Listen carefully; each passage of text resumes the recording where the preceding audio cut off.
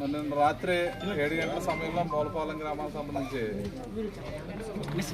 నీతిపూడి వరహాలనే వరహాలరావు అనే వ్యక్తి single person ఆయన ఒక్కరే ఇంట్లో ఉంటాం. గ్యాస్ సిలిండర్ పేలిపోవడం వల్ల ఇల్లంతా పూర్తిగా ధ్వంసం అయిపోయి మొత్తం దీనికి ఇల్లంతా ఇంకా కట్టుబట్టలతో బయటకు వచ్చారు తప్ప మిగిలినన్నీ కూడా పూర్తిగా ధ్వంసం అయిపోవడం జరిగింది.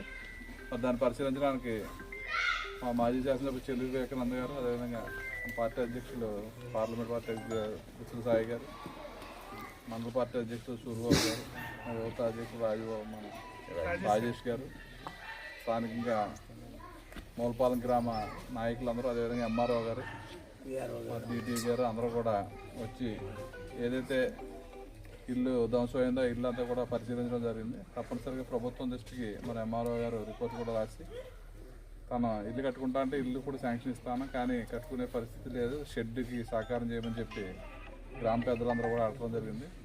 తక్షణమే గ్రామస్తులు అదేవిధంగా డిపార్ట్మెంట్ అంతా సహకారంతో 5,000 రూపాయలు క్యాష్, అదేవిధంగా 25 కేజీలు బియ్యం, కూరగాయలు, నిత్యావసర సరుకులు అన్నీ కూడా తక్షణ సాయం కింద మరి ఈరోజు అందజేయడం జరిగింది. తప్పనిసరిగా ఏదైతే అతనికి డాక్యుమెంట్స్ అవి కూడా పోయినాయని చెప్పి అవన్నీ కూడా రెవెన్యూ డిపార్ట్మెంట్ దాన్ని సమకూర్చి తప్పనిసరిగా అతనికి సింగిల్ పర్సన్ అంటున్నారు కాబట్టి అతనికి షెడ్ కావాలని చెప్పి గ్రామస్తులు చెప్పారు. దాన్ని తప్పనిసరిగా మేము సహకరించి ఆ షెడ్ పూర్తి చేస్తామని చెప్పి తెలియజేసుకుంటూ, ఏదేమైనా చాలా దురదృష్టకరం.